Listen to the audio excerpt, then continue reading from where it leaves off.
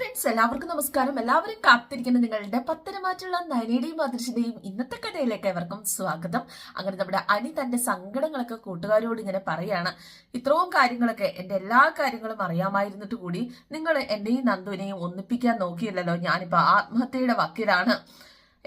അങ്ങനെ പറയരുത്. നിന്റെ മനസ്സറിഞ്ഞിട്ട് നന്ദുവിനോട് പല തവണ ഞങ്ങൾ സംസാരിച്ചതാണ്. പക്ഷെ നന്ദു അതിന് കൂട്ടാക്കിയില്ല. ഞങ്ങൾ അതിനുവേണ്ടി ആത്മാർത്ഥമായി ശ്രമിച്ചതാ. നീ ഒരിക്കലും ഞങ്ങളെ കുറ്റം പറയരുത്. നന്ദുവിന്റെ ചേച്ചിയും അമ്മയും അച്ഛനും ഒക്കെ തന്നെയാണ് അതിന് നടക്കാതെ കാരണക്കാരിയും. ഞങ്ങളുടെ വാക്കുകളൊന്നും നന്ദുവും വകവെച്ചില്ല. അവളുടെ 2 ചേച്ചിമാരുടെ ജീവിതവും കഷ്ടത്തിലായതുകൊണ്ട് അവൾക്ക് ആ വീട്ടിലേക്ക് വരാൻ താല്പര്യമില്ല എന്ന് തറപ്പിച്ചു പറഞ്ഞു. അപ്പോഴേക്കും അനി പറഞ്ഞു, എന്തായാലും എന്റെ ജീവിതം പോയി കിട്ടിയെന്ന് പറഞ്ഞാൽ മതിയല്ലോ. ഇനിയിപ്പൊ നിന്ന് നിൽപ്പിന് അങ്ങോട്ട് പോയാലും കുഴപ്പമില്ല. ഞാൻ പറയുന്നതൊക്കെ സത്യമാണ്. ഏത് നിമിഷവും നിനക്ക് കേൾക്കാം എന്റെ മരണവാർത്ത. അപ്പൊ നീ എന്താണ് ഇങ്ങനെയൊക്കെ പറയുന്നത്? അത്രയ്ക്ക് മടുത്തു. കുടുംബത്തിലെ എന്റെ ജീവനെ കരുതുന്ന, എന്നെ സ്നേഹിക്കുന്ന ഒരുപാട് പേരുണ്ട്.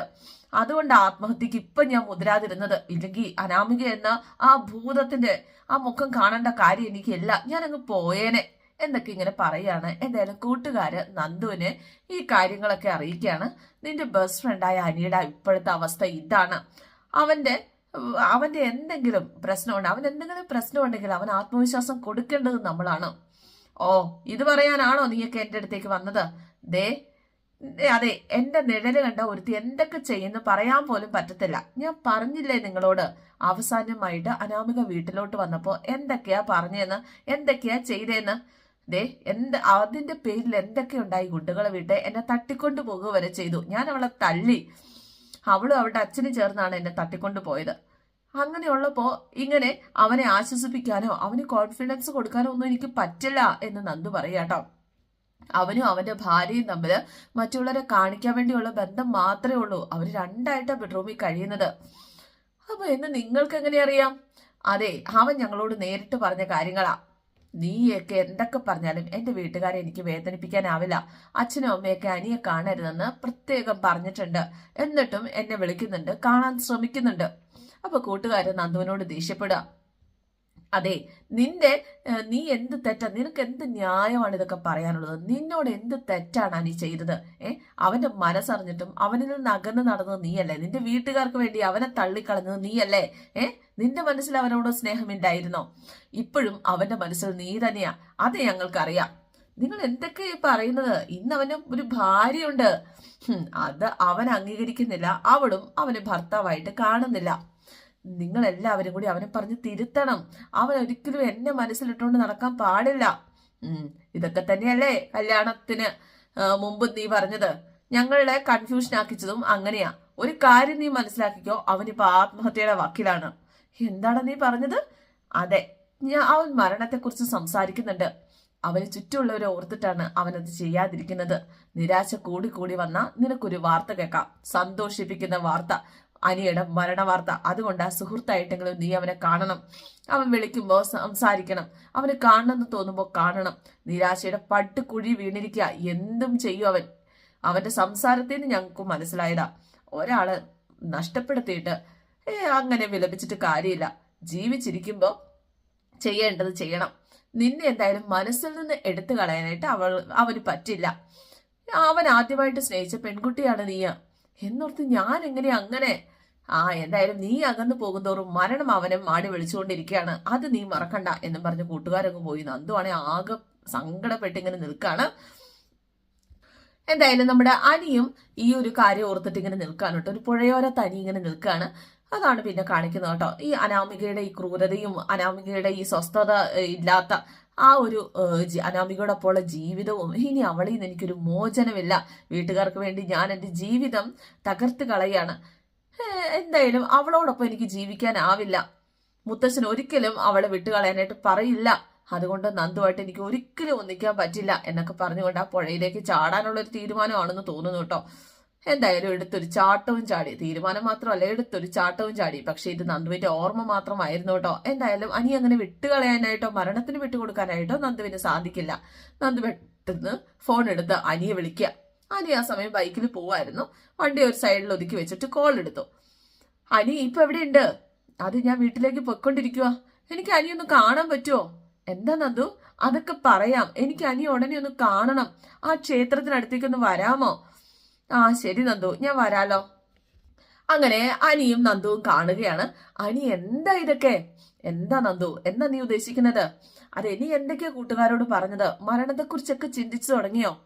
അനാമികയോടൊപ്പമുള്ള ജീവിതം മരണം തന്നെയായി. കല്യാണശേഷം ഞാൻ മരിച്ചു കഴിഞ്ഞു. കടുത്ത നിരാശയില നന്ദു എന്റെ ജീവിതം. അവൾക്ക് എന്നെ മനസ്സിലാകുന്നില്ല, മനസ്സിലാക്കാൻ ശ്രമിക്കുന്നില്ല.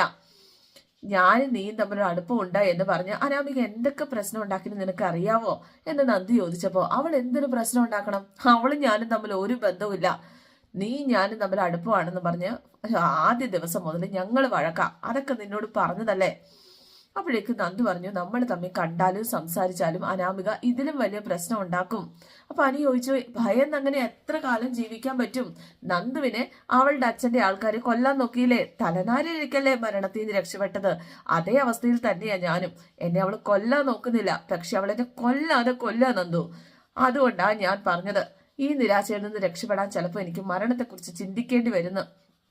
അനി ഒരിക്കലും നീ അങ്ങനെയൊന്നും പറയരുത്, ഒരിക്കലും ആത്മഹത്യയെക്കുറിച്ച് ചിന്തിക്കരുത്. അപ്പോഴേക്കും അനി ചോദിച്ചു, എന്തിനാ നന്ദു ഇങ്ങനെ ഒരു ജീവിതം? ഇപ്പോ ഒരു ബ്രാഞ്ചിന്റെ ചുമതല ആദർശേട്ടനെ എന്നെ ഏൽപ്പിച്ചിരിക്കുക. കാശ് ഇഷ്ടം പോലെയുണ്ട്, പക്ഷെ അതുകൊണ്ട് കാര്യം തീരുമോ? ക്രിമിനൽ മൈൻഡുള്ള അവളുമായിട്ട് ഒരുമിച്ച് പോവാൻ എനിക്ക് പറ്റില്ല. അപ്പൊ നന്ദി ചോദിച്ചു, ഞാനിപ്പോ എന്ത് വേണമെന്നാ പറയുന്നത്? അതെ, നന്ദു എന്നെ മനഃപൂർവ്വം അവോയ്ഡ് ചെയ്യാതിരുന്നാൽ മാത്രം മതി. എന്നെ കാണുമ്പോൾ മുഖം തിരിച്ച് പോവരുത്. നമുക്ക് ബെസ്റ്റ് ഫ്രണ്ട്സ് ആയിട്ടിരുന്നൂടെ? നന്ദു പറഞ്ഞു, ശരി, സമ്മതിച്ചു. നമുക്ക് പഴയതുപോലെ സൗഹൃദത്തിൽ തുടരാം. ആനി, ഇനി എന്നെ വിളിച്ചാൽ ഞാൻ ഫോൺ എടുക്കാതിരിക്കില്ല. എപ്പോ വേണമെങ്കിലും വിളിച്ചോ. വഴി വെച്ച് കാണുവാണെങ്കിൽ കാണാത്ത പോലെ നടക്കുകയില്ല. പക്ഷെ അത് കാരണം എന്റെയോ നിന്റെ വീട്ടില് ഒരു സംസാരത്തിനിട കൂടി വരരുത്. അപ്പോഴേക്ക് അനി പറഞ്ഞു, അത് ഞാൻ ശ്രദ്ധിച്ചോളാം. നിന്റെ അരികിൽ നിൽക്കുമ്പോഴുള്ള സമാധാനം എനിക്ക് അനാമികയിൽ നിന്ന് കിട്ടുന്നില്ല. എന്റെ ജീവിതത്തിലേക്ക് ഒരിക്കലും കടന്നു വരാൻ പറ്റാത്ത അവളെ എന്റെ തലയിൽ എല്ലാരും കൂടെ അടിച്ചേൽപ്പിച്ചതാണ്. അതില് നിനക്കൊണ്ടൊരു പങ്ക്. നീയായിരുന്നു അനാമയുടെ സ്ഥാനത്തെങ്കില് ഞാനിപ്പോ എല്ലാം നഷ്ടപ്പെട്ടവനെ പോലെ ഇങ്ങനെ അലഞ്ഞു തിരിയേണ്ടി വരില്ലായിരുന്നു. ഇത് ജീവിതം മടുത്തു. എല്ലാം ഉണ്ടായിട്ടും ഒന്നുമില്ലാത്തവനെ പോലെ ഞാൻ നടക്കുക. അനിയുടെ ദയനീയാവസ്ഥ ഓർത്ത് നന്ദുവിന് സങ്കടം ഉണ്ട് കേട്ടോ. അനി ഇതും പറഞ്ഞ് വണ്ടി എടുത്തുകൊണ്ട് അങ്ങ് പോവുകയാണ്. എന്തായാലും അനിയെ ഫ്രണ്ടായിട്ട് കരുതാം എന്ന രീതിയിൽ സമ്മതിച്ചിട്ടാണ് നന്ദു അവിടെ നിന്ന് യാത്രയാകുന്നത്. പിന്നെ കാണിക്കുന്നത് നമ്മുടെ നന്ദു ഒരു ജോത്സ്യന്റെ അടുത്ത് പോയിട്ട് ഇരിക്കുകയാണ് കേട്ടോ. എന്തായാലും മോള് ജ്യോതിഷത്തിലൊന്നും ഇവിടെ വിശ്വാസമില്ലാത്ത ആളായിരുന്നല്ലോ. പിന്നെ എന്തു പറ്റി എന്ന് ചോദിച്ചു കഴിഞ്ഞപ്പോഴേക്കും നന്ദു പറഞ്ഞു, ചില ആശങ്കകൾ ഉണ്ടാകുമ്പോഴാണല്ലോ. എന്തായാലും അതുകൊണ്ടാണ് ഞാൻ ഇങ്ങോട്ടേക്ക് വന്നത്. അപ്പൊ അവസാനമായിട്ട് മോളുടെ അമ്മ ഇവിടെ വന്നപ്പോഴും അമ്മയുടെ അവസ്ഥയും അത് തന്നെയായിരുന്നു. മോളുടെ കാര്യത്തിലായിരുന്നു അമ്മയ്ക്ക് ആശങ്ക മൊത്തം, പ്രത്യേകിച്ച് മോളുടെ വിവാഹ കാര്യത്തില്. അന്ന് ഞാൻ പറഞ്ഞത് തന്നെയാണ് എനിക്ക് ഇപ്പോഴും പറയാനുള്ളത്. മോള് സ്നേഹിച്ച പയ്യനെ തന്നെ മോള് കല്യാണം കഴിക്കും. ഇത് കേട്ട് നന്ദു ഞെട്ടിപ്പോവാണ് കേട്ടോ. കാരണം അനിയാണ്. ആ പയ്യന്റെ കല്യാണം കഴിഞ്ഞു എന്ന് അമ്മ പറഞ്ഞിരുന്നു. കല്യാണം കഴിഞ്ഞാലും കറങ്ങി തിരിഞ്ഞ് അയാൾ മോളുടെ അരികിലേക്ക് തന്നെ വരും.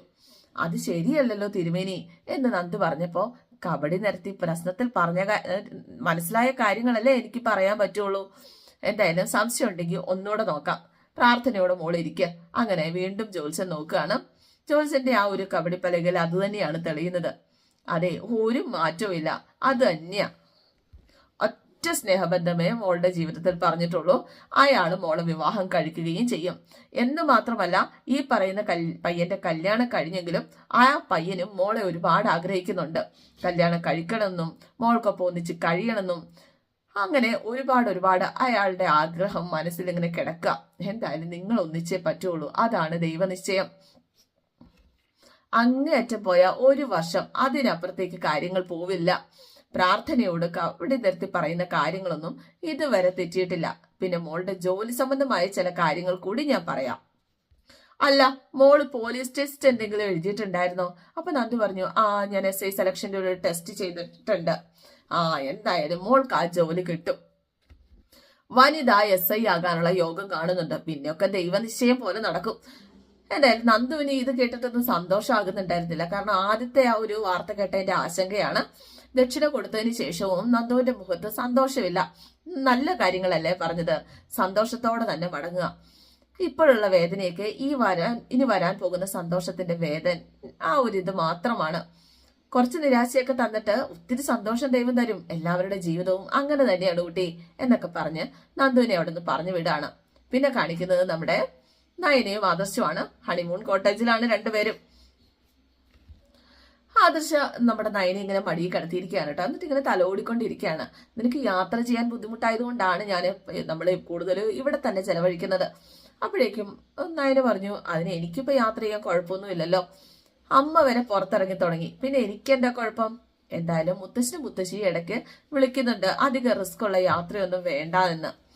എന്തായാലും ഇവിടെ കുന്നിൻ മുകളിൽ ഒരു ക്ഷേത്രമുണ്ട്, അവിടേക്ക് പോകാൻ നിനക്ക് പറ്റില്ലല്ലോ. അതെ, ഞാൻ കരൾ സ്വീകരിക്കുകയല്ല ചെയ്തത്, കൊടുക്കുക ചെയ്തത്. അങ്ങനെയുള്ളപ്പോ 2-3 ആഴ്ച കൊണ്ട് തന്നെ ഞാൻ ഓക്കെ ആയി. അത് ഡോക്ടർ പറഞ്ഞതല്ലേ. എന്നാലും അധികം റിസ്ക് എടുക്കരുത്. വെറുതെ ഡോക്ടറെ മറ്റുള്ളവരെയും കൂട്ടുപിടിച്ച് ഇങ്ങനെ പറയൊന്നും വേണ്ട. ആദർശേട്ടന് എനിക്കൊപ്പം ഈ മുറിയിൽ ഇരിക്കാൻ ഇഷ്ടമാണ്, അതുകൊണ്ടല്ലേ ആദർശേട്ടൻ ഇങ്ങനെ ചെയ്യുന്നത്.